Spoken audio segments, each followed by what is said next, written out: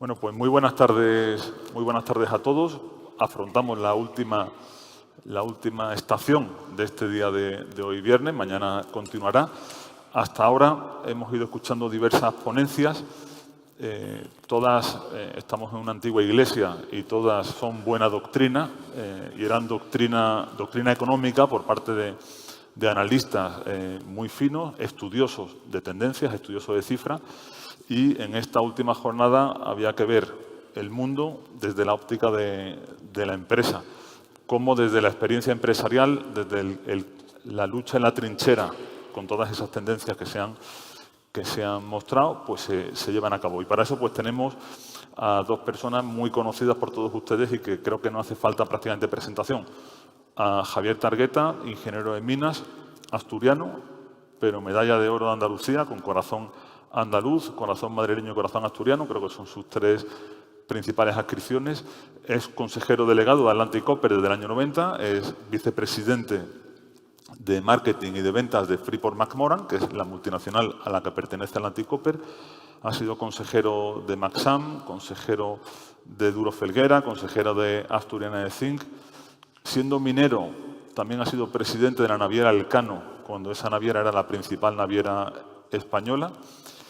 Y en esta intensísima vida profesional es una persona muy generosa con su tiempo y esa generosidad le lleva a ser vicepresidente de CESUR, le lleva a formar parte también del círculo de empresarios, le ha llevado a ser comisario del Metallic and Mining Hall, del Salón de la Minería Metálica, le lleva a ser presidente de Primigea, que es la asociación que agrupa a los mineros metálicos y a los mineros de rocas y minerales. En este país unir es muy difícil y en Primigea han unido a muchas empresas, con lo cual este es Javier, al que conocéis perfectamente. Y aparte, y junto a él, tenemos al presidente de CESUR, a José Manuel González. José Manuel, economista de ICADE, empezó su trayectoria profesional en British Petrol como economista senior, analizando proyectos y financiando proyectos de Gas to Power. De ahí pasó a ser director general de Morera y Vallejo, donde fue su aprendizaje en el mundo del seguro, y de ahí pasa a ser un emprendedor singular, porque él funda y emprende Howden Iberia para el crecimiento de esta marca aseguradora inglesa en el mercado español y posteriormente en el mercado latinoamericano. Y lo que empieza siendo un proyecto de emprendimiento le lleva a ser nada menos que el CEO de todo el grupo de Howden durante los últimos años, hasta que de manera voluntaria pues dejó ese cargo hace unos meses y CESUR, en una maniobra de operación de mercado digna de buenos directores deportivos, vieron la oportunidad de ficharlo como presidente y aquí lo tenemos al pie del cañón. Ambos son directivos, empresarios y, sobre todo, tienen un componente de filósofos, diría, porque a ambos les gusta contrastar la realidad de lo que ven en su desempeño cotidiano y en su desempeño como directivos, lo contrastan con todo lo que hablamos aquí y configuran ideas y teorías sobre cómo ven el mundo. Con lo cual, bajo este panorama, vamos a empezar, y se me permite, José Manuel, que empecemos con Javier, que además Javier, y se me ha olvidado, recientemente nombrado miembro de honor del Instituto de la Ingeniería Española. Y Javier, ¿cómo esta jornada se llama la economía andaluza en un mundo en transformación? Entonces, me gustaría que trazases, porque en el mundo de las materias primas vivís en el mundo, porque es un mercado totalmente global. ¿Cómo ves ese mundo en transformación? O sea, ¿en qué mundo se está desenvolviendo ahora la economía, la empresa andaluza y la economía andaluza? Bueno, muchas gracias por tu presentación, Luis, y para mí es un honor compartir este pequeño diálogo con nuestro presidente, José Manuel González, con quien me une una estrechísima amistad como contigo. Por tanto, es un privilegio doble para mí y agradezco mucho a CESUR y al Observatorio Económico de Andalucía esta oportunidad de tener este intercambio de opiniones, de reflexiones y con todos vosotros. Yo creo que más bien que un mundo en transformación, vamos a ver, me parece que la palabra transformación se queda corta para lo que está pasando. Realmente estábamos acostumbrados a un orden mundial que duró prácticamente toda la Guerra Fría, es decir, pues desde los años 40 y tantos, desde los últimos años 40 hasta el derrumbe del Imperio Soviético, un equilibrio razonablemente inestable, luego una época corta de otro orden mundial en el que una vez derrumbado o autoderrumbado el Imperio Soviético, el equilibrio era todavía más estable en el sentido de que solo había un gran líder mundial, una gran potencia mundial, Estados Unidos, pero eso dura pues escasos 14 años, 15 como mucho. Y entonces surge, hace el boom, ese crecimiento absolutamente salvaje de varios años, muchos años seguidos, yo diría que por lo menos 10, y puede que 15, de crecimiento a 2 dígitos de la economía china, prácticamente la economía en sí misma y todos los sectores de la economía en China, llegando, por cierto, a tasas de industrialización de peso de la industria en el PIB chino del 50%. Aquí hablábamos los datos que nos daba Sara antes de Alemania, el peso de la industria en Alemania el 21%, en España el 14%, en Andalucía el 9%.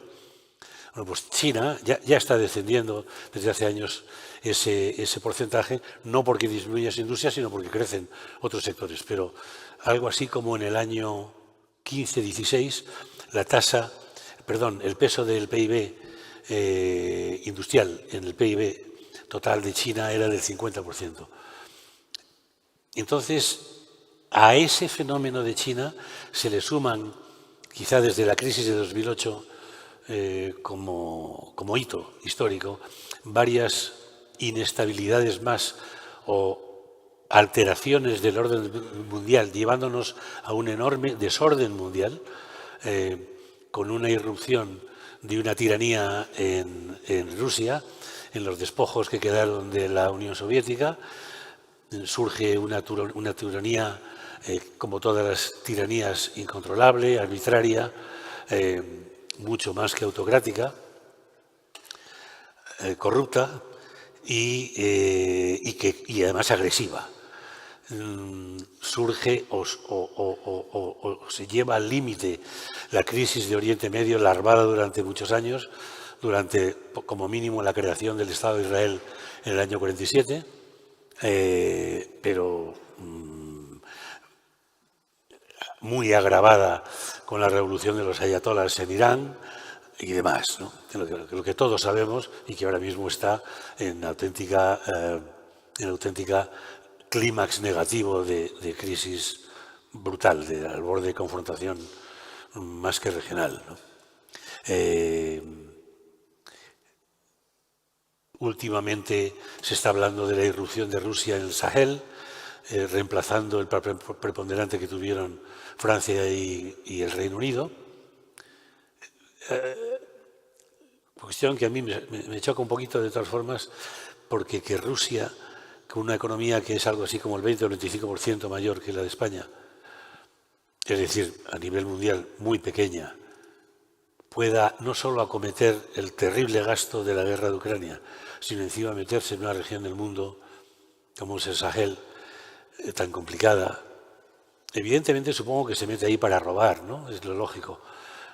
Lo que pasa es que lo que yo creo que robe no va a acabar en Rusia, va a acabar en otras cuentas fuera de Rusia.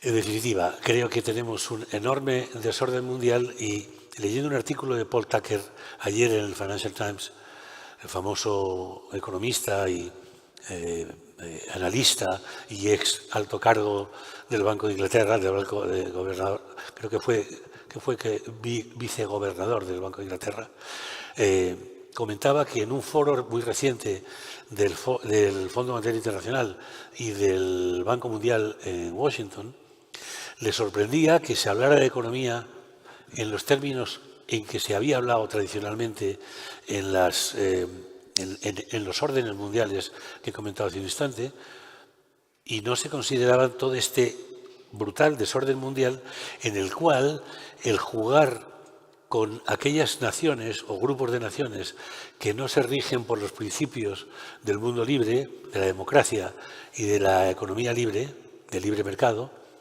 podía ser altamente peligroso. Se sorprendía también, finalmente, de que dentro de ese contexto de no hacer caso, o aparentemente no hacérselo, en los análisis económicos y en las conclusiones a ese desorden mundial, no haya un acercamiento mayor entre Estados Unidos y Europa como auténticos defensores de esos valores democráticos y de economía de libre mercado, libre empresa, level playing field, digamos, en la competencia mundial, etcétera, ¿no? Y bueno, aquí lo dejo para centrarlo en el sentido de que si no lo ha hecho el Fondo Monetario Internacional y no lo ha hecho el Banco Mundial, nosotros sí lo tenemos que hacer en nuestro pequeño mundo, en nuestra pequeña escala y en nuestra modestia, pero lo tenemos que hacer porque rige, esas circunstancias tienen que regir nuestros movimientos inversores, comerciales, defensivos, de sostenibilidad, etcétera. Energéticos, por cierto, cuestión importante que no lo he mencionado porque se podrían mencionar otros fenómenos, pero dentro de ese desorden hay que incluir Europa con la catastrófica política energética alemana de los últimos 10 años, que es casi imposible hacerlo peor o imposible. Pues muchísimas gracias, Javier, por este primer diagnóstico. Y dentro de este mundo en desorden, José Manuel, estamos hablando de la experiencia empresarial y de la experiencia empresarial andaluza.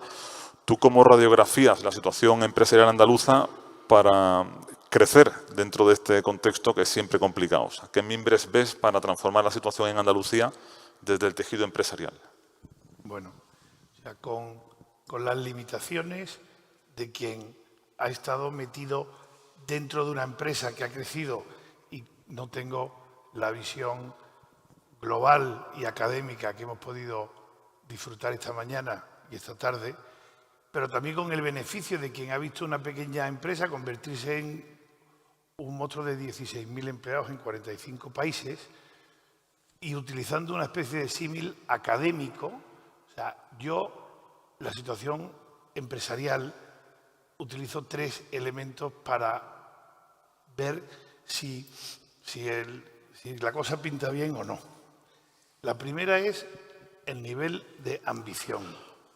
Las empresas crecen cuando hay gente ambiciosa, cuando hay quijotismo, cuando la gente va más allá de lo que no es normal. Y yo creo que hay muchísimas empresas que llegan mucho más lejos de lo que en principio cualquier plan de negocio podía plantearse, porque sus directivos o su grupo son capaces de ir mucho más allá. Y eso lo uno con el propósito de legado y de permanencia, ¿vale? Siempre pongo el ejemplo. Amancio Ortega podía haber vendido Inditex por 2.000 millones a un capital riesgo y hoy en día el 50% del PIB de La Coruña pues no existiría en la mano de Inditex, con lo cual la ambición y el propósito de legado del empresario, eso es un primer elemento para diagnosticar la salud. Después entramos. Segundo elemento que salió en la ponencia de Judith esta mañana es las estructuras de capital. Es decir, las empresas crecen no solo porque tengan una buena idea, no solo porque tengan un equipo muy ambicioso, sino porque tienen una estructura de capital que les permite crecer. Ella nos decía esta mañana que en Estados Unidos el 75% de la financiación viene de fuentes alternativas, private equity, payment in kind, y que el 25% es bancaria. Y aquí, en España o en Europa, sin el Reino Unido, es a la inversa, y probablemente si hacemos ese mismo número en Andalucía, la financiación bancaria sea bastante más superior. Y yo creo que ese es otro elemento que determina el tamaño de las empresas, que es tan importante para la productividad, pero también la capacidad de... Y ese es otro elemento que yo creo que hay que considerar si la estructura de capital de la empresa andaluza se está adecuando a formas de financiación alternativas, etc. Segundo elemento. Y el último elemento, que también ha estado presente en las ponencias de hoy, es el talento, la capacidad de crear equipo. Entonces, yo creo que para diagnosticar si las empresas o si los proyectos empresariales tienen salud en nuestra no Andalucía, sur de España, hay que ver esos tres elementos: la ambición, la estructura de capital y el talento. Pues muchísimas gracias, José Manuel, por esta primer speech, esta primera intervención sintética, pero yendo al grano. Vamos a abrir pronto el debate a todo el mundo, porque aquí hay gente muy cualificada con grandes inquietudes, pero vamos a rematar con un par de preguntas. Javier, ha hablado José Manuel del talento. Tú has vivido una gran parte de tu vida en un avión, yendo de un país a otro, has trabajado consejero en muchas empresas, conoces muchos mercados y ahora pues ese corazón tuyo andaluz por el que te dieron la medalla de Andalucía y que te ha llevado a ser vicepresidente de CESUR, que es el Círculo de Empresarios del Sur de España, conoces lo que hay en Andalucía, cómo es el empresario andaluz, cómo es la industria andaluza, cómo es la administración andaluza, lo conoces con la perspectiva del que conoce otras partes en el mundo. ¿Cómo ves esa categoría del talento en Andalucía? Una contestación inmediata sería: la veo con un dinamismo y un gradiente de crecimiento mayor que jamás, nunca. Creo que hay una creciente y cada vez mejor formación de talento. Creo que incluso en la exposición magnífica de Sara de la Rica ha hablado de FP y de la gran proporción de el componente de formación secundaria en España. Descendiendo del mundo de la empresa, la distribución es la misma que ha hecho Sara para España, me parece que hablaba de los 15 y los 70 años, pero dentro de la empresa es prácticamente la misma. Y yo le comentaba ahora en el café que ese 30 y tantos % de no formación en España, en Japón, por ejemplo, en Alemania es el 20 y pocos, en Japón es 0. En el mundo de la empresa no hay nadie que no tenga una formación como mínimo de FP. Se está dando un gran paso en Andalucía, en España en general, en Andalucía con la FP dual. Creo que la FP dual es, en mi opinión, el paradigma de la formación profesional, porque, digamos, comparte la formación teórica con la práctica en la empresa, y tengo ejemplos de otras empresas y la mía en las que la empleabilidad es del 60% después de una formación de FP2 dual. La empleabilidad en mi empresa, por cierto, o sea, de los que han participado en la parte práctica en mi empresa, el 60% se ha colocado en nuestra empresa. Es decir, el salto es espectacular.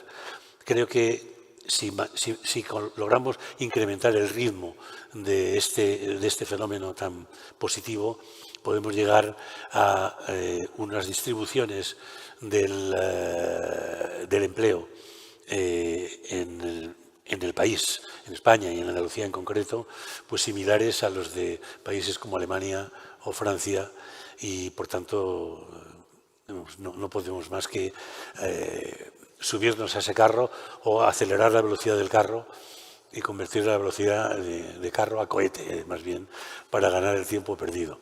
Pero creo que el camino es bueno, creo que hay un enorme dinamismo en Andalucía, no solo en la formación, sino también en la vibración de la empresa por integrarse en esa formación, en la colaboración de la empresa y la universidad, algo absolutamente obligatorio, imprescindible, alinear las formaciones que la universidad da con la que la empresa requiere, y también un poco de viceversa, ¿no?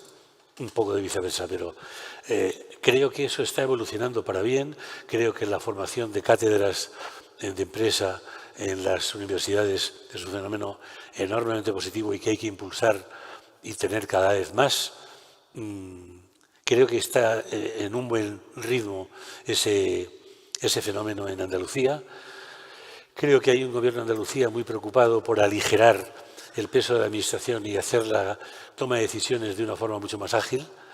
Yo diría que una preocupación en Andalucía que incluso es superior a otras regiones de España tradicionalmente más avanzadas, empezando por su PIB per cápita y por su peso del sector secundario en la economía, ¿no? Pues gracias, Javier. Y hablamos de talento. Y tú has hablado de talento y de ambición. Dentro del marco que has establecido, hablaremos posteriormente del capital. Pero ¿cómo ves ese equilibrio en Andalucía entre talento y ambición? O sea, yo creo que los tres elementos que hemos mencionado, y no me quiero adelantar al tercero, pero es que está todo mezclado. Talento en Andalucía hay de sobra. La gente está bien formada, hablan inglés. Yo me acuerdo cuando yo me fui a Estados Unidos hace 30 años y no hablaba inglés nadie. Hoy hablan inglés. ¿Hay talento? Sí. Hay dinero de sobra, pero el dinero y el talento no se encuentran. No se encuentran. O por falta de ambición o por falta de conocimiento. Eso no sé. Yo siempre digo que en esta tierra nuestra tan maravillosa hay determinados elementos que no incentivan nuestro progreso. Porque no hay demasiados role models para tú querer emprender y para tú querer. Y los que había, se nos han caído algunos y eso es un drama enorme. Nosotros desde CESUR lo que intentamos es precisamente revertir esa situación y crear un caldo donde surja el emprendimiento y donde surja la ambición.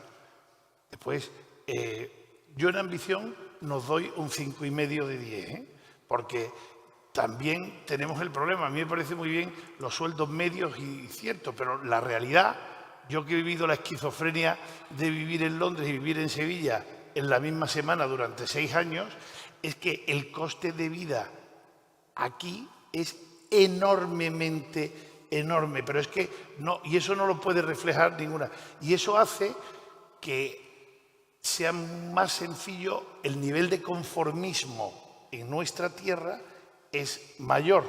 Y no me voy a sacar ninguna estadística que no sepa de que todos quieren ser funcionarios o no, pero lo cierto es que yo cuando hablo con jóvenes y cuando estoy en el día a día no veo el caldo de cultivo de gente que quiere emprender. Y sin embargo en el 2008 todo el mundo quería comprar pisos sobre planos porque se iban a hacer ricos en 3 meses, ¿me entiendes? Entonces yo creo que ahí nosotros tenemos trabajo que hacer.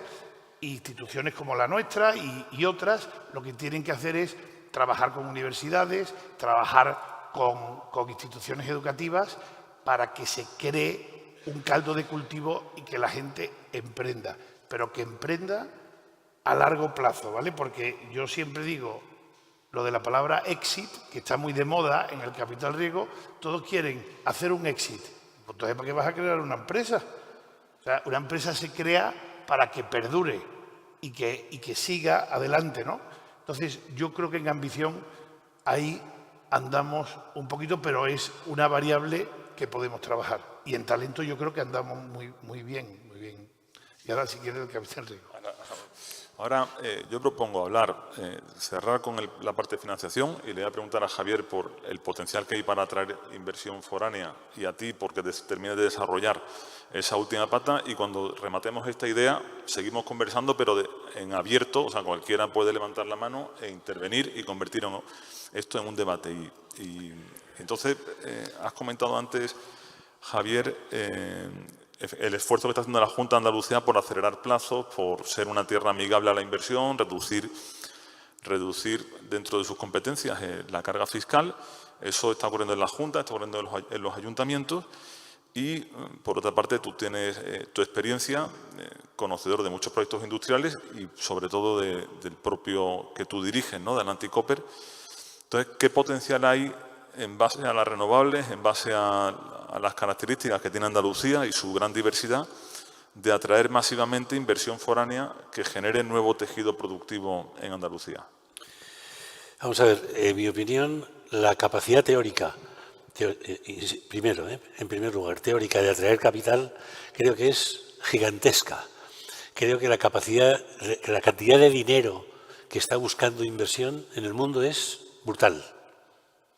Y España, no cabe duda que es un destino muy, en principio, muy atractivo para la inversión extranjera.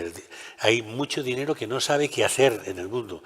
Hemos visto muy recientemente cómo deuda pública de varios países a 10 años tenía interés negativo, rentabilidad negativa.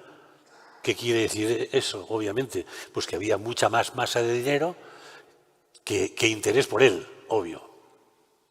De manera que yo creo que eso, para empezar, depende de nosotros. El que tengamos capacidad de atracción de capital depende de nosotros, solo, porque capital hay en el mundo de infinito casi, es decir, mucho más del que nosotros seríamos capaces de atraer. De manera que depende de nosotros. A su vez, ¿de qué depende que atraigamos? Seguridad de las instituciones, evidentemente level playing field, claramente,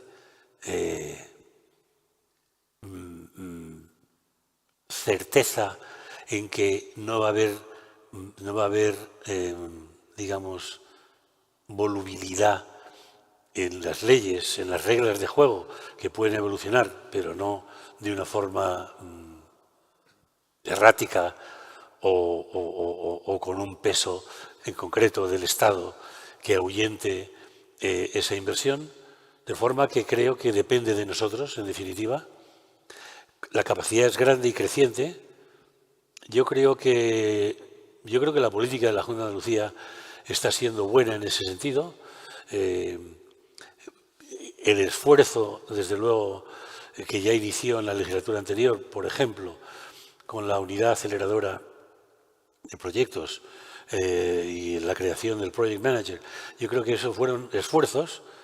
No digo que el éxito haya sido total, bueno, ninguna iniciativa humana tiene un éxito total, pero yo creo que bastante bueno, por lo menos es un camino bien iniciado. Si somos capaces, en el caso de Andalucía, entre el gobierno andaluz y las empresas andaluzas, en que esa afluencia potencial de capital se transforme en inversión, podemos empezar a pensar en serio en una California de Europa. Empezar a pensar, no decir que lo somos, porque no lo somos ni de lejos. California tiene el 115% del PIB de Estados Unidos y Andalucía tiene el 78, 80, creo recordar. Por tanto, nos queda un trecho que recorrer muy grande. Insisto, si somos capaces de traducir en atracción la posibilidad de financiación externa, inversión externa, más que financiación. En Andalucía, creo que el crecimiento de Andalucía puede ser espectacular en los próximos años. También valdría para España en general, pero hoy día veo más estabilidad en las reglas de juego de Andalucía, más favorables a la inversión, que en España en su conjunto. Pues gracias, Javier. Efectivamente, lo de la California del sur de Europa, de manera voluntarista, se ha dicho muchas veces y, como tú dices, hay primero que aspirar a pensar que es posible, ¿no?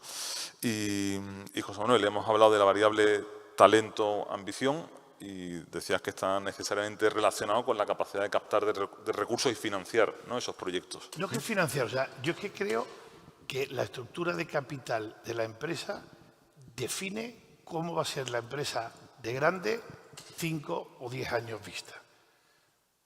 La estructura de capital no significa que venga un capital riesgo y te compre un 25%.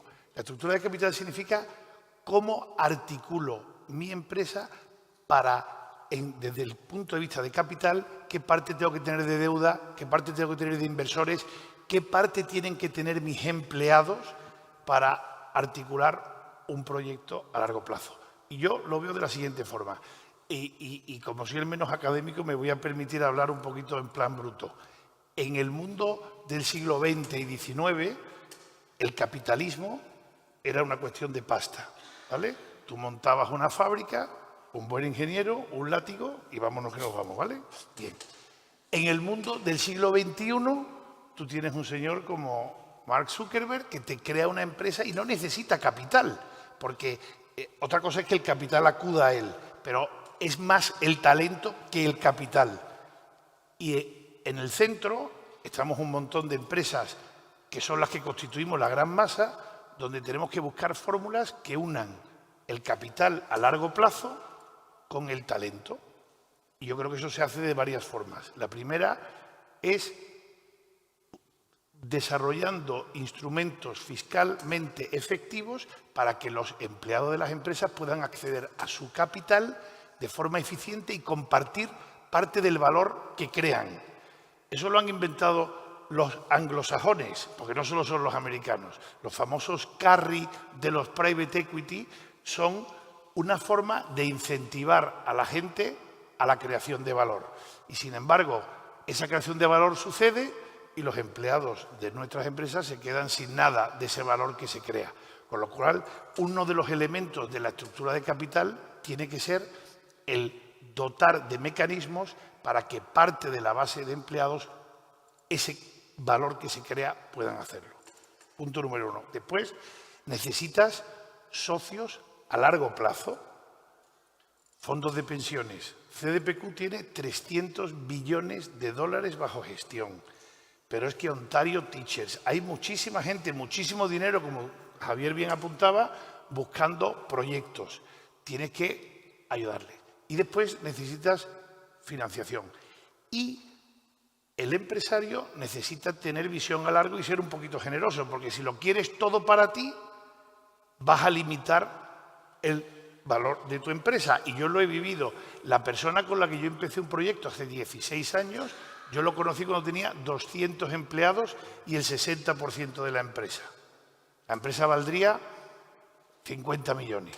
Hoy la empresa vale 14.000 millones de libras y tiene el 4% del capital. Y yo creo que manda más ahora que antes. Claro. Pero es verdad que aquí tenemos esa imagen un poco antigua de que si tengo más porcentaje yo mando más. No, aquí manda más el que toma decisiones y las toma bien. Entonces, si tú eres capaz de articular una estructura de capital con esos ingredientes, yo creo que no hay frontera pequeña.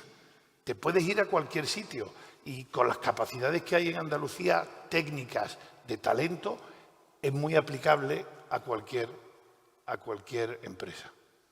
Pues gracias, José Manuel. A partir de ahora, cualquiera que quiera alzar el brazo e intervenir y preguntar, por supuesto, lo puede hacer. Y Javier, sobre esta base que ha dicho José Manuel, al final es cambiar la mentalidad.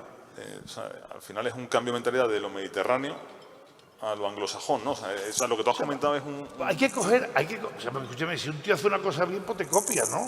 Claro. O sea, entonces, es verdad que el acceso al capital, el mundo anglosajón lo tiene mucho más desarrollado que nosotros. Esta mañana escuchaba en una ponencia, ¿para qué nos vamos a meter en la inteligencia o en la computación cuántica si podemos hacer otras cosas? Copiemos lo que no sabemos y creemos nuestro propio destino, ¿no? No cabe duda que, además, el orden mundial del que hablábamos al principio, a la hora de pensar en Andalucía, es una ventaja competitiva, evidentemente. Es decir, esa masa enorme que está volando por el mundo, de capital, obviamente se va a ir a los sitios, entre otras razones, entre otras características, menos inestables, más seguros. Dentro de lo menos inestable, no cabe duda que está Europa Occidental. Se empieza a comparar con otras partes del mundo que hemos comentado de pasada y no hay comparación. Por tanto, la oportunidad es brutal. La oportunidad de acceso al capital es brutal. Y creo que lo que hay que crear es confianza inversora por ideas, no ya solo por seguridad, sino por ideas, por también el retorno esperable, no solo la seguridad, que la seguridad puede llevar a retornos muy bajitos, sino por el atractivo para que el retorno sea seguro y importante, suficientemente importante como para que la ventaja competitiva sea mayor. Hoy día estamos en un mundo de transición energética en donde tenemos clarísimo el ejemplo de España, que ya es una realidad en energías renovables, que además de renovables ya lo eran hace 15 años, pero es que ahora además de renovables son altamente competitivas en su coste de generación. Entonces, y estamos a la cabeza del mundo en energías renovables. Tenemos un mix energético envidiable. Puede que el sistema no sea envidiable, pero el mix energético lo es. Creo que en definitiva hay una oportunidad histórica y por cierto, dentro de España las renovables en Andalucía todos sabemos que tienen un potencial todavía, ya una realidad muy grande, pero un potencial aún creciente, ¿no? De forma que las oportunidades es existencia de capital.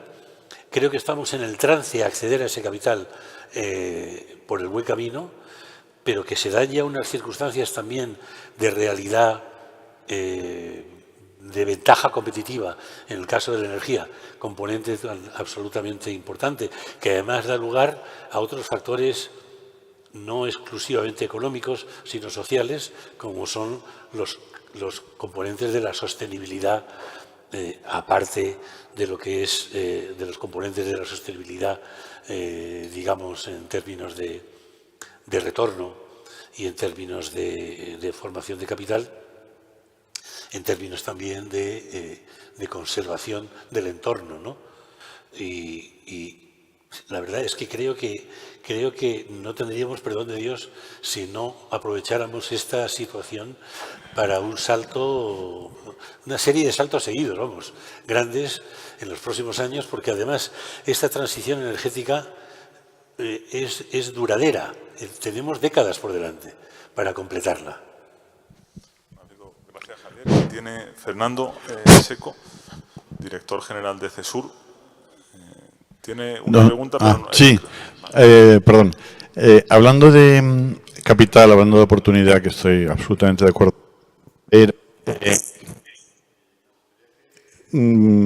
puntuarais, porque claro, no es lo mismo el mundo anglosajón que el mundo latino y Europa. ¿Eres el grado de libertad? ¿Cómo? Es que no, se corta el sonido, no entendemos. El grado de libertad de empresa entre un mundo y otro mundo, entre Europa y el mundo anglosajón, para que realmente el capital venga y sea atractivo para invertir ahí, ya sea España, ya sea Andalucía. ¿Cómo puntuaríais la libertad de empresa de Europa y de España y el anglosajón? Si yo he entendido bien la pregunta, es el grado de libertad que te dejan esos inversores a ti para... Es decir, ¿qué tienes tú donde estás? Yo, o sea, o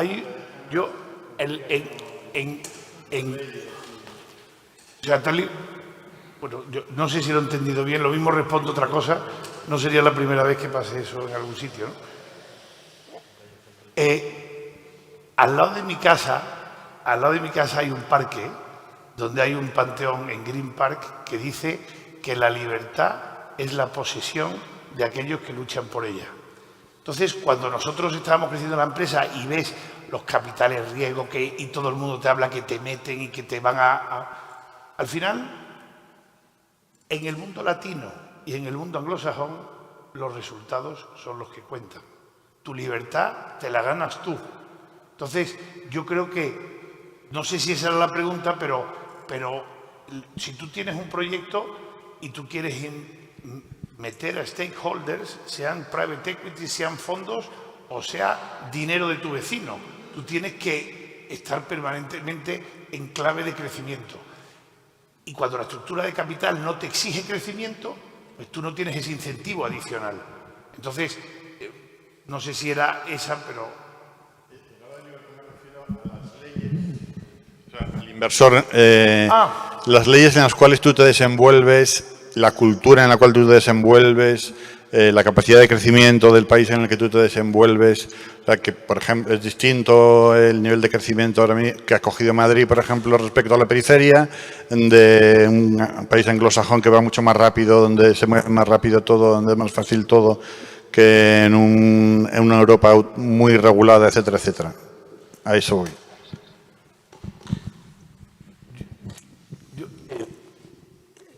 Fernando, en mi opinión,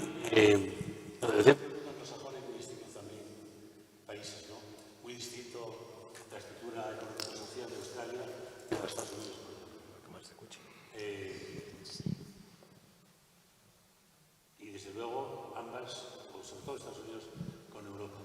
Desde luego, se me ocurre un ejemplo, ¿no se oye?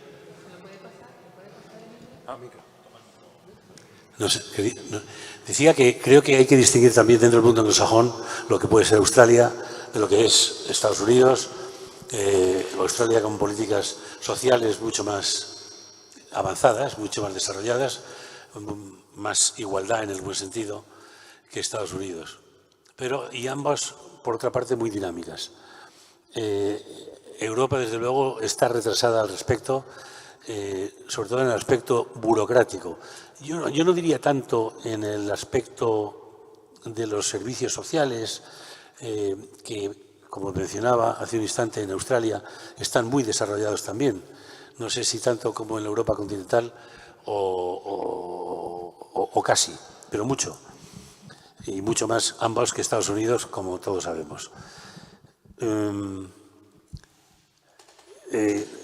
Realmente me viene a la cabeza un ejemplo que es una gran empresa de ingeniería que está interviniendo en la primera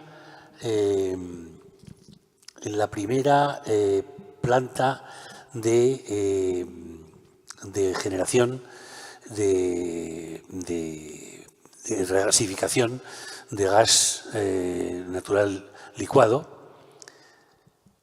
La primera en Alemania, o sea, no tenían ninguna.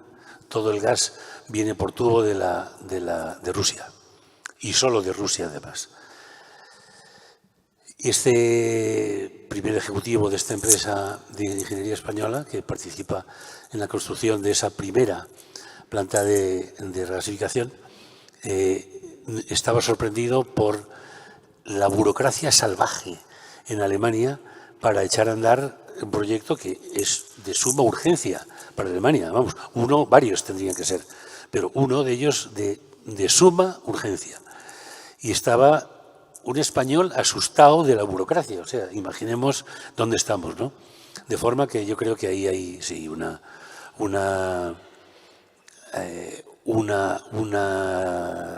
recorrido de agilización en Europa occidental, en la Unión Europea, que tiene por otra parte un problema, por así decir, consustancial, que es la heterogeneidad de los 27 países y de las culturas que hay en ellos. De forma que aunar todo esto, yo soy un defensor de la Unión Europea de una forma, vamos, no incondicional, condicional, pero soy defensor total, y hay que vencer esa lentitud salvaje que puede haber en Europa, legisladora o ultra legisladora, y con mucha más acción que leyes.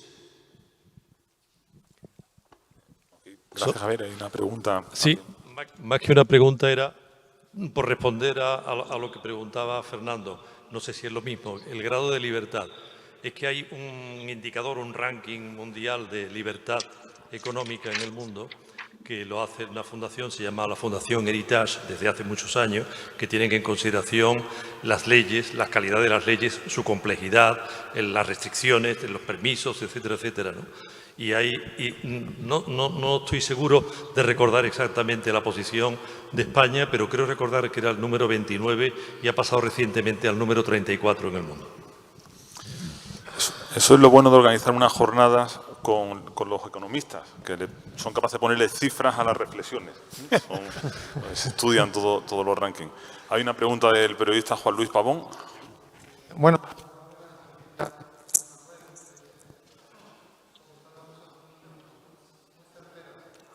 ¿No se me escucha? No. Sí. Yo creo que habéis puesto una pregunta en tono de suerte. Habéis hablado muy bien de estructura de capital, de retención de la búsqueda de retorno a la inversión y demás. No sé por qué. Hay mucho talento en Andalucía y hay mucho capital en el mundo para invertir. Pero la pregunta es por qué el capital andaluz no está invirtiendo en el talento andaluz que genera millones de euros con clientes de primer nivel mundial y que toda la inversión que le llega de capital para seguir creciendo de modo acelerado es capital de fuera. Y hay muchos ejemplos. Geniali en Córdoba, Galgus en Sevilla, Sibir en Huelva, Fripic en Málaga. Son empresas que en sus nichos son de referencia internacional con clientes de primer nivel mundial y les llega dinero, por supuesto, le está llegando, pero no andaluz. Y los fondos de Venture Capital que se mueven, les está costando muchísimo convencer al capital andaluz, empresarial, patrimonial, para que ese tipo de ejemplos, ¿no?, lo tengan de referencia para poder invertir en la nueva economía. Yo me voy a tirar al barro. O sea, el capital andaluz no está porque es que hay muy poco. Es que hay muy poco dinero en Andalucía. Entonces, yo creo que la forma de generar dinero aquí es traer dinero de fuera. O sea, en Londres, en cualquier sitio, se crean empresas por todos lados, en el sector asegurador, en el sector médico, en el sector... Es permanentemente una ebullición que crea valor. Y Andalucía tiene maravillosas ventajas, pero yo no veo tanto capital andaluz, sinceramente, ¿eh? O sea, y hay grandísimas empresas andaluzas, pero yo creo que lo que tenemos es que traer... A mí el dinero me da igual de donde sea, sinceramente, con tal de que sea dinero, ¿no? Y cada vez tiene, que quizá tenga cada vez menos la vitola de dónde viene el dinero hoy día. Es decir, un poco lo que tú dices, José. Yo creo que hoy día los fondos de inversión, quién sabe, o sea, mi empresa Freeport, yo no sé de dónde tienen la mayoría de inversores. Bueno, seguro que las tiene de Estados Unidos porque es una empresa americana. Pero una empresa española hoy día que cotiza en bolsa, Iberdrola, ¿estamos seguros que la mayor parte de Iberdrola de capital es de origen español? Yo diría que no. Y unas cuantas más también, ¿no? De manera que yo creo que lo importante es la atracción de capital de donde sea. Y que hay... Vamos, de donde sea entre comillas. No, de algunos sitios no queremos capital. Y que hay proyectos, y que hay talento, y que hay capacidad para atraer ese capital. Yo creo que esa es la clave, ¿no? Sí, sí, sin duda. Vamos. Sí, hay una pregunta de Galán.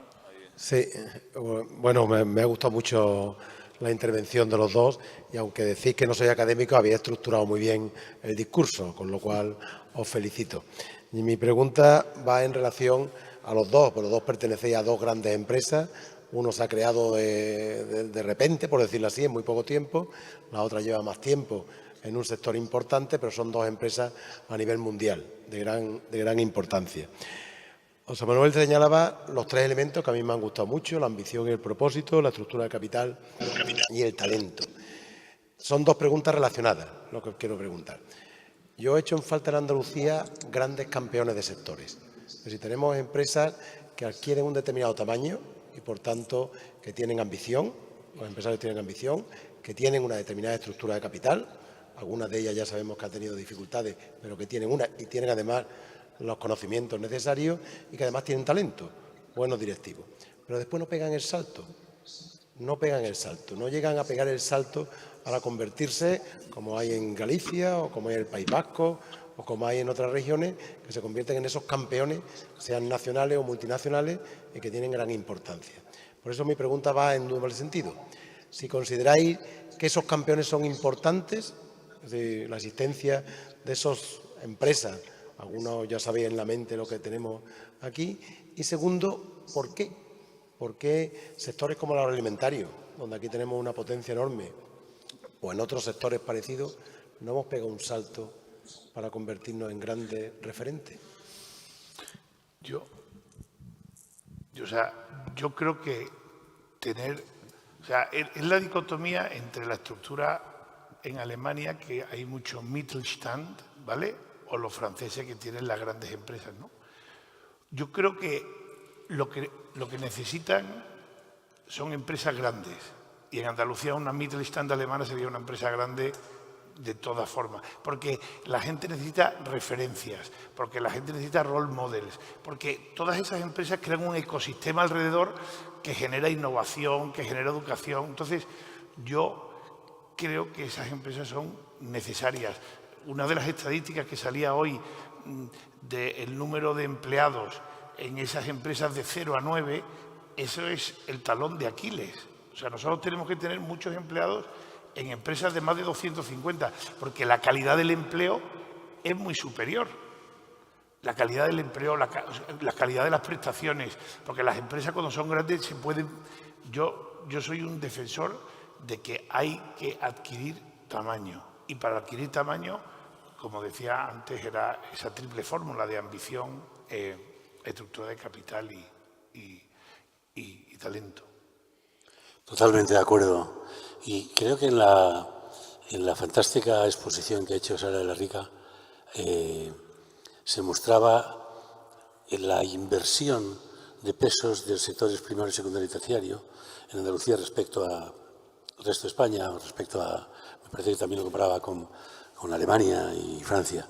Y claro, el peso del sector concretamente secundario, que por otra parte es el que reflejaba mayor remuneración salarial en términos relativos, comparado con los demás, pues tiene que, no digo invertirse, pero desde luego equilibrarse mucho más en Andalucía para acelerar el desarrollo. Y en el sector agroalimentario yo apuntaría, diciendo lo que dice Javier, a Andalucía le falta marca. Tenemos producto, pero el producto agroalimentario, si tú vendes el aceite de oliva al por mayor, ya se pierde, ¿no? Entonces, si tú generas marcas, generas muchísimo más valor y probablemente lo que generes es mayor sostenibilidad en el tiempo de la importancia de ese sector. Sí. Tenemos una pregunta también de... Sí, yo quería haceros dos preguntas, porque una de las cosas que he reflejado en la ponencia anterior es la enorme cantidad de personas de educación secundaria o menor en Andalucía, ¿no? Que para mí eso es un lastre brutal. Tú has comentado, Javier, muy acertadamente el tema de la formación profesional dual. Entonces, lo que sí que vemos de la formación profesional dual es que no despega. Todos decimos que tenemos que invertir muchísimo en formación profesional y especialmente la dual.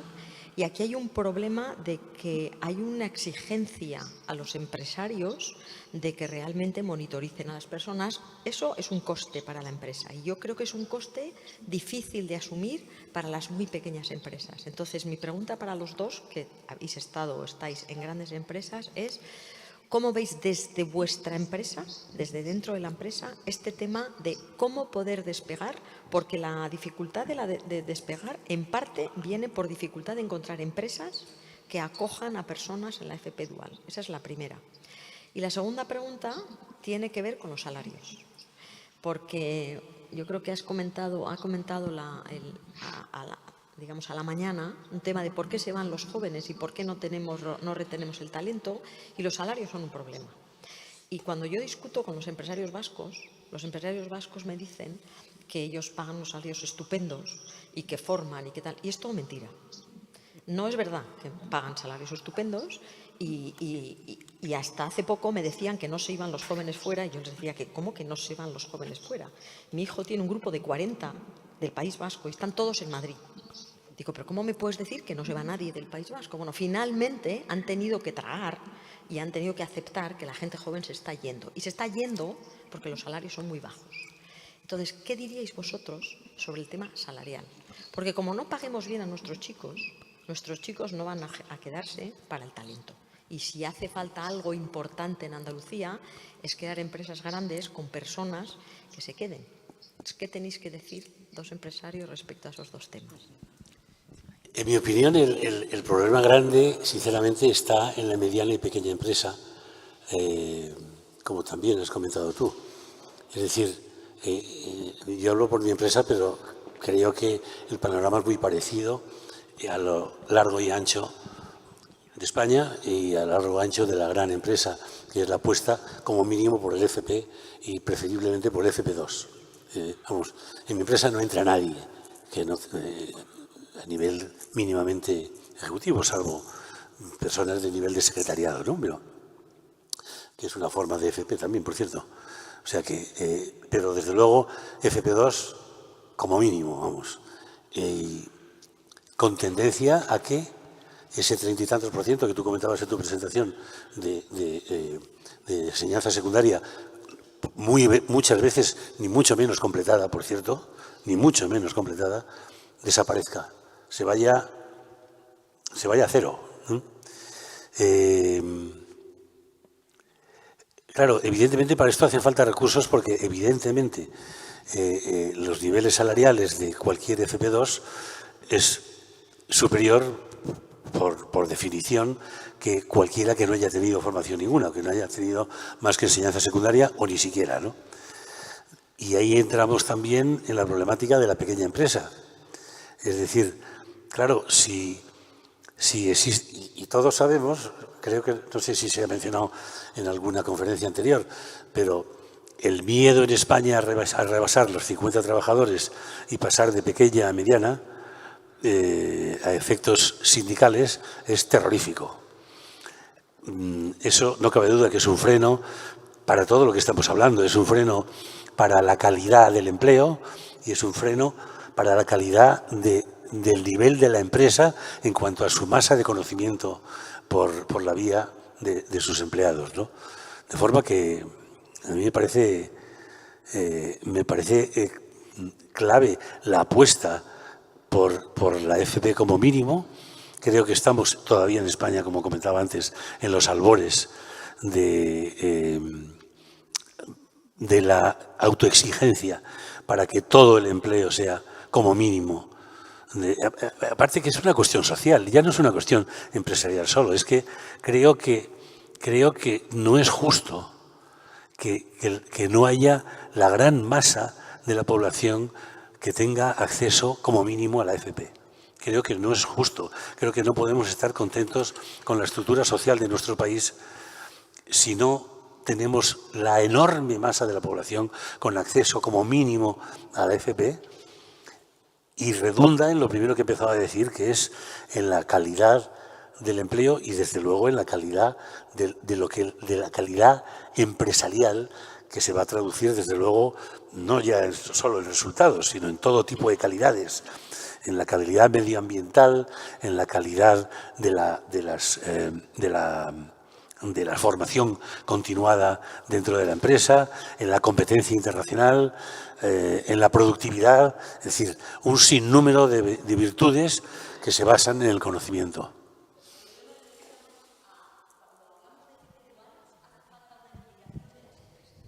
Sin duda. Suficientes para que haya FP dual. No hay. Este es el problema. O sea, tú tienes que tener durante 2 años, los chavales van durante la mañana a tu empresa y a la tarde van a clase, y esos son 2 años. No se encuentran empresas, entonces todos queremos que haya FP dual, pero necesitamos empresas que hagan ese trabajo de acoger. ¿Qué hacemos? Yo no sé si hay una proporcionalidad entre el tamaño de la empresa y la voluntad de la empresa en apostar por la FP dual. Me temo que sí. Me temo que cuanto menor la empresa, más difícil, menos puede, entre comillas, invertir, y sin comillas, invertir en formación, claro, y concretamente en la dual, que a mí me parece, bueno, tú lo sabes seguro, mejor que nosotros, creo recordar que los 2 líderes mundiales en FP dual son Alemania y Austria, pero con la FP dual pesa algo así como el 80% de toda la FP. Bueno, y a su vez la FP pesa muchísimo. Nórdicos no hay más que FP dual. Claro. Solo es la dual, no existe la FP estándar. Claro. Entonces, desde luego, no me gusta decir el hay que, porque es como soltarlo ahí y a ver quién lo recoge, como una cometa, ¿no? Pero desde luego tenemos que asumir la obligación de la FP dual y desde luego proponernos en las empresas el fomento permanente y creciente de la FP dual por bien de nuestras empresas y por bien de nuestro país, sin la menor de las dudas, vamos. Hola. Había una segunda pregunta de esa. Sí, quería... Solo un momento. Un segundo, ahora te damos la palabra. La FP dual, yo creo que es estupendo lo que tú dices. La de los salarios. Andalucía tiene una demanda, o sea, ¿por qué aquí no cobramos las cosas más caras? Porque la demanda interna es más floja, ¿no? O sea, una cerveza en Casa Palacio cuesta 1,30 y una pinta en Londres cuesta 7 euros. Entonces, a partir de ahí ya construyes de vuelta. Entonces, eso es más para economistas que para mí. Yo solo veo la realidad. Yo en mi empresa, y eso es una experiencia personal, he ido rápido, hubiese ido mucho más rápido si hubiese empezado a pagar a la gente bien antes. O sea, yo los 4 primeros años era un rata enorme. No gastaba un duro. Ya no se trata de viajar en el avión más barato y tal, que también, ¿vale? Y que compartía habitaciones en los hoteles de 3 o 4 también. Pero, o sea, no pagaba bien y lo complementaba con salario emocional y tal, pero eso no es ninguna fórmula. Está a un paso de la esclavitud, ¿eh? A un paso de la esclavitud. Y yo veía a los competidores en nuestro sector y decía, es que los americanos, es que tienen clientes referenciados. No, ellos aprendieron antes que yo que pagando bien a la gente las cosas van mucho mejor. Y eso, entonces yo soy un convencido de que a la gente hay que pagarles bien. El talento hay que pagarle bien. Y el que no tiene talento no hay que pagarle bien. Esto es una cuestión de meritocracia. Entonces yo creo que eso es algo que se va imponiendo porque y yo particularmente es que abogo 100% por eso. O sea, los niveles salariales que ves en países anglosajones o en Alemania. O sea, nosotros en Alemania pagábamos 4 veces más que en España. O sea, y eso entonces no, hasta que en España empezamos a pagarle mejor. Pero eso te estoy hablando, esto es micro, pero micro de cocina, ¿me entiendes? Y es que yo lo tengo claro, o sea, nosotros perdimos 4 años siendo unos ratas. Y en el momento en que empezamos a pagar, la cosa hizo así. No, y no te digo que no, en CESUR ninguno. Pero pero el empresario no es que sea rata, es que está atrapado en una realidad. Es decir, si yo no veo más realidad que la de mi mercado interno y mi mercado interno paga 1,50 la caña, yo hago los números para atrás y al final me quedo al borde del salario mínimo interprofesional si tengo la hostelería que tan poca productividad tiene, ¿no? Pero lo cierto es que si yo miro más allá, yo creo que cambia. José Manuel, cuando ha dicho lo de en CESUR ninguno, se te ha puesto cara institucional. Totalmente. No te veas, bueno, yo creo sí, por aquí al fondo, ya que tengo el micrófono, si me permitís, estamos hablando de FP Dual y demás. Yo soy alumno de FP Dual. El FP Dual no es un modelo nuevo. Hace 40 años, 40, Construcciones Aeronáuticas ya tenía un modelo que ahora se llama FP Dual, pero antes se llamaba Escuela de Aprendices. Yo soy alumno de Escuela de Aprendices, soy alumno de hacer delineante. Nuestra empresa, Construcciones Aeronáuticas, formaba a los mejores nacional e internacional, torneros, fresadores, soldadores, chapistas y delineantes. ¿Qué pasó? Que cuando Construcciones Aeronáuticas se integró en el grupo Airbus, primero Airbus Military, etcétera, pues desapareció esa escuela de aprendices. Entonces no puedo estar más de acuerdo con José Manuel. Los 3 pilares. Empresa ambiciosa, sí. Construcciones, Airbus, desarrollo de nuevos productos. Estructura de capital, bueno, pues como mandan los países y las participaciones industriales, bueno, pues se decidió que desaparecieran las escuelas de aprendices. Talento, mucho, muchísimo. Ya os digo, campeones nacionales e internacionales barríamos. Bueno, yo no, yo era delineante, yo me quedaba en el tablero de dibujo, pero tengo compañeros que eran verdaderos artistas, de profesionales que necesitaban las empresas. Eso es la FP Dual que ahora Airbus, Alemania, nos está copiando desde hace 3 años. Es decir, está dando bastante financiación para dar formación teórica y después esta gente se va a las empresas, se va a nuestras factorías de Alemania a practicar, a hacer el trabajo. Entonces, no es que no haya empresas que potencien el modelo de FP Dual, sino que interviene la pata segunda que ha comentado José Manuel, la estructura de capital y que manda, bueno, pues las estrategias de las compañías. Es decir, que esto de FP Dual para mí es conocido hace, no os estoy exagerando, parezco joven, pero llevo ya 43 años en el sector y en la empresa, con lo cual, si hay alguien aquí de nuestra Junta de Andalucía, creo que hace año y medio se publicitó ya por ahí el que se ponía la primera piedra de un nuevo centro de formación profesional en Aerópolis dedicado al sector aeroespacial. ¿Se ha puesto algo más de una primera piedra? No es una pregunta trampa. Joder, vamos a darle caña, ¿no? Vamos a potenciar y a generar esa mano de obra que hace falta. Ese era mi comentario. Gracias. Pues muchas gracias por tu reflexión, que tiene un componente de reivindicación de una realidad de casa, de lo que también fue hispanoaeronáutica, etcétera. Yo creo que por la hora que es, voy a haceros una última pregunta, porque os pediré mucha brevedad para poder cerrar el día de hoy, porque sí, creo que es lo prudente. Bueno, Mar quería también intervenir, con lo cual... Sí. Me gustaría comentaros, por si acaso no lo sabéis, que este año en enero, en la entidad en la que trabajo, admitimos alumnos en prácticas y entró una ley en vigor del Gobierno central que por alumnos en prácticas, vengan de un máster o vengan de la FP, han de pagar la seguridad social. Por alumnos formándose, que se lleva recursos de la empresa. Necesitan personas tutorizando a esos alumnos con horas que dejas de producir.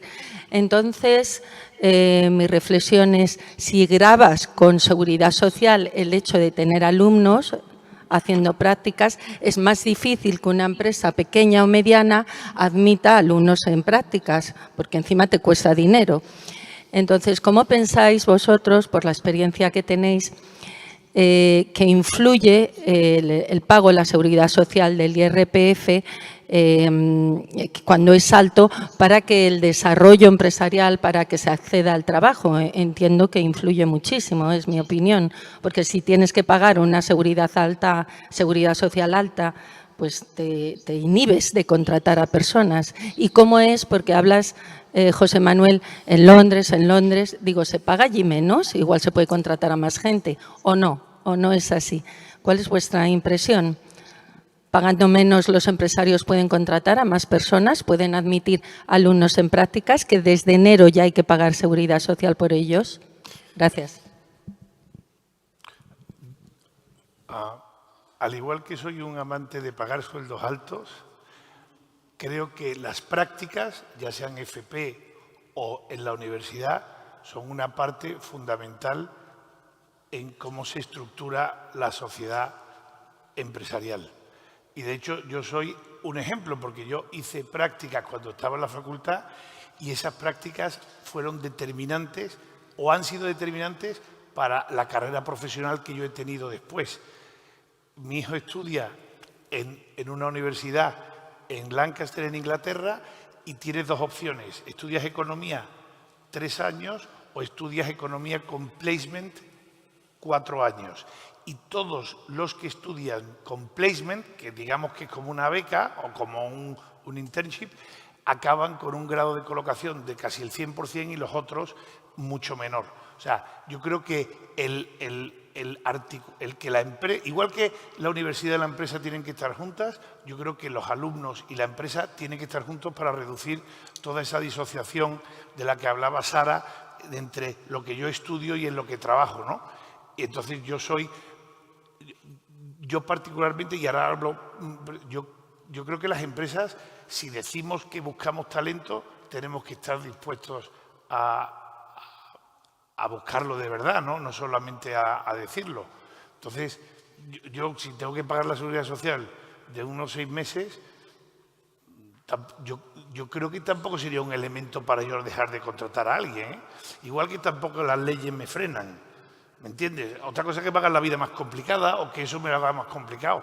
Y que es cierto que el gobierno, o sea, las instituciones públicas deben ayudar a que eso fluya. Pero también te digo una cosa, lo que no paga no lo valora. Entonces, si tú verdaderamente quieres talento en tu empresa y tienes que pagar un poco en periodo formativo, yo creo que tampoco está mal que las empresas lo paguemos. Porque si es gratis, cueste lo que cueste, ¿no? Dicen en mi pueblo. Pero quizá José, sí pagar, pero pagar al individuo. Al individuo, no pagar al Estado. No, al individuo, al individuo. Estás enseñando, entonces es imponer al gasto más que imponer al beneficio. No, totalmente. No, estoy de acuerdo 100%. Fenomenal, pues creo que son las 8:30, creo que es un buen momento para cerrar esta jornada con una... Te pido 2 frases, Javier. Tú que formas parte de CESUR, del Círculo de Empresarios, que formáis parte de la CEA, de buena relación con la COE, o sea, tienes una gran trayectoria en el mundo asociativo, en el mundo organizativo, tiene influencia, y esto que hace CESUR, tiene influencia todo este mundo asociativo después en trasladar tanta propuesta, tanta idea, tanta reflexión, influir para que sean una realidad.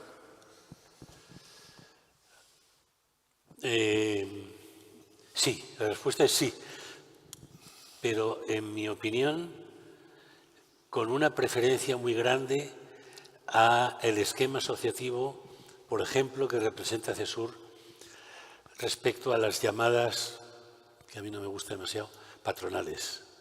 La palabra patronal es una palabra caduca, sobre todo dada la estructura de capital de la empresa de hoy día, ¿no?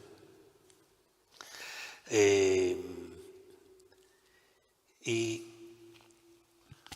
por qué? Pues porque las solicitaciones que tiene el grupo empresarial en forma de asociación Think más Action Tank, más o menos, como puede ser CESUR, como es CESUR, tiene más grados de libertad. Tiene claramente más grados de libertad, menos solicitudes. Por tanto, creo que puede aportar más conocimiento, más libertad empresarial, más crecimiento. Y, por tanto, porque no está sujeto, porque es sociedad civil pura. Y, por cierto, soy partidario siempre de que las asociaciones privadas no tengan ni un solo ingreso del Estado, ni uno, ni para formación ni para nada. Porque creo que la libertad que le da la independencia es la que necesita la sociedad para progresar, y para progresar deprisa. Pues muchas gracias, Javier. Y contrastamos tu larguísima trayectoria en el mundo asociativo y implicándote en todo tipo de asociación, la contrastamos con tu larga trayectoria de ácrata individualista que has vivido al margen de todo tipo de asociación y de todo tipo de ente organizado. ¿Crees en esta nueva vida tuya, fichado en CESUR, te ves con capacidad de convencer a alguien de todo lo que has dicho aquí, a alguien fuera del círculo empresarial? Yo creo que he dejado mi vida de ácrata atrás porque he llegado a la mayoría de edad. Yo entiendo el papel en CESUR como una vocación de servicio y creo que esas cosas que hemos dicho de la estructura de capital, del talento, de la ambición, eso tiene que llegar más allá de este foro. Y yo creo que CESUR tiene las ganas y la estructura para hacerlo posible. Y yo decía hace un tiempo, un periodista me cogió en un renuncio, decía que CESUR huele a empresa por los 4 costados. Y es cierto, y yo creo que eso es... A mucha honra, ¿no? A mucha honra, y como decía Javier, yo creo, me he vuelto asociacionista de repente. ¿No? Cuando dijiste ninguna empresa de CESUR, digo ya es bueno, institucional. Era un chacarrillo, ¿por qué? Porque sé que es un problema del empresariado, o sea, porque lo he vivido en primera persona, porque cuando tenía 10 empleados, un sueldo, yo recuerdo la primera vez que le pagué a una persona más de 100.000 euros y no dormí en esa noche. Pero debería haber aprendido mucho antes eso. Y eso no te lo dice nadie, pero sin embargo, nosotros desde CESUR sí podemos compartirlo para que otros vayan más rápido, ¿no? Muchísimas gracias, Javier. Muchas gracias, José Manuel. Muchas gracias a todo el público y esto Muchas gracias. Hoy sigue mañana.